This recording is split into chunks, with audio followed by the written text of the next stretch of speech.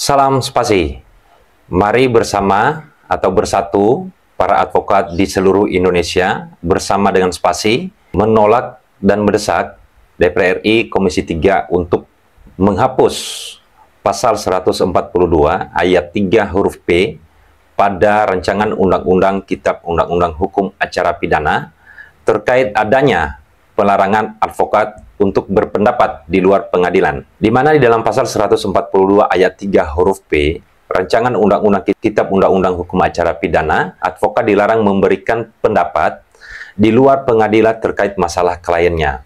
Kenapa hadir spasi untuk menolak pasal 142 ayat 3 huruf B di dalam rancangan Undang-Undang KUHP ini, sebagaimana disebutkan di dalam Undang-Undang Dasar 1945 pasal 28E ayat 3, bahwa setiap orang diberikan kebebasan untuk berpendapat, bahwa ketika terjadi pelarangan advokat berpendapat di luar pengadilan, maka ini adalah bentuk pengekangan advokat sebagai profesi yang bebas, mandiri dan bertanggung jawab, yang dimana profesi advokat ini adalah dilindungi undang-undang sebagaimana Undang-Undang Nomor 18 Tahun 2003 tentang advokat. Ketika terjadi pelarangan advokat untuk berpendapat di luar pengadilan, maka bagaimana kemudian advokat bisa memastikan hak-hak hukum para korban, para terduga tersangka atau terduga pelaku atau terduga terdakwa di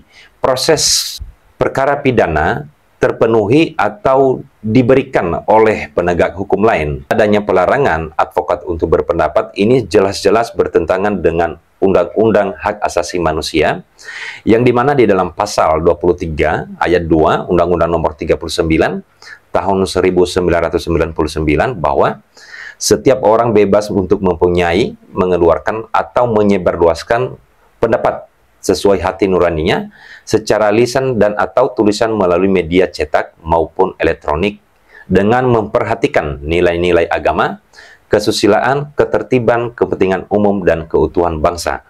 Nah, di sini perlu kami sampaikan bahwa setiap advokat itu sudah diambil sumpah melalui pengadilan tinggi. Advokat berjanji bersumpah kepada Tuhannya untuk menjalankan profesi advokat ini sesuai dengan keyakinan dan agama atau nilai-nilai keagamannya. Setiap advokat itu memiliki intelektual, memiliki keistimewaan masing-masing untuk membela, memperjuangkan hak-hak kliennya. Dalam hal ini kliennya adalah masyarakat yang memperjuangkan hak-hak hukumnya, baik di proses di kepolisian, kejaksaan, dan di pengadilan. Bagaimana ketika advokat ini dilarang untuk berpendapat? Advokat ini selain sudah disumpah juga profesi yang memiliki kode etik. Nah, ketika advokat melanggar kode etik yang sudah diatur, maka advokat tersebut bisa dilakukan pengaduan terhadap Dewan Kode Etik untuk dilakukan pemeriksaan. Sehingga tidak ada alasan di dalam rancangan Undang-Undang KUHP ini untuk dilarang advokat untuk berpendapat. Melalui spasi ini menyampaikan bahwa advokat itu adalah primus inter pares, orang-orang yang terpilih di antara orang lain. Jadi tidak sembarangan menjadi advokat itu, harus melalui tahap atau proses-proses yang sudah ditentukan di dalam undang-undang. Nah, advokat ini juga merupakan officium nobile yang menjaga marwah advokat sendiri, menjaga marwah organisasi, atau merupakan profesi yang mulia setara dengan profesi-profesi yang lainnya. Nah, seperti hakim yang merupakan juga profesi yang mulia, yang mempunyai kewibawaan sendiri, menjaga marwah pengadilan di saat melakukan pemeriksaan dan mengadili sebuah perkara. Ketika advokat sudah dilarang di dalam rancangan atau di dalam Kitab Undang-Undang Hukum Acara Pidana, maka bagaimana advokat ini bisa menyuarakan hak-hak, bisa memperjuangkan hak-hak masyarakat yang diberikan bantuan hukum?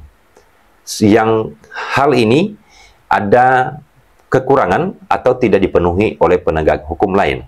Seperti contohnya, ketika terduga pelaku di kepolisian yang terancam pidana 5 tahun yang diwajibkan sesuai dengan Kitab Undang-Undang Hukum Acara Pidana untuk didampingin oleh advokat. Sementara ketika diperiksa terduga pelaku ini atau saksi atau tersangka atau terdakwa, tidak ada advokat yang mendampingin atau tidak ada penasihat hukum yang mendampingin.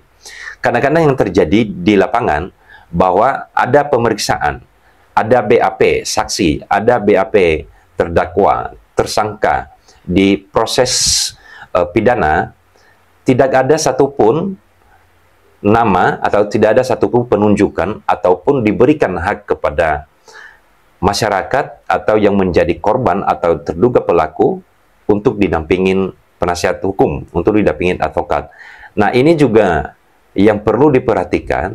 Ketika hak ini tidak diberikan, maka advokat hadir mendampingin, mewakili kliennya untuk menyuarakan hal tersebut untuk diberikan. Di sini Spasi hadir untuk mendesak DPR RI Komisi 3 untuk menghapus pasal 142 ayat 3 huruf B terkait dengan pelarangan advokat untuk berpendapat di luar pengadilan terkait dengan perkara kliennya. Selain dengan pasal 142 ini, Spasi menolak atau meminta untuk menghapus terkait dengan pasal-pasal yang melemahkan profesi advokat di dalam rancangan undang-undang Kitab Undang-Undang Hukum Acara Pidana.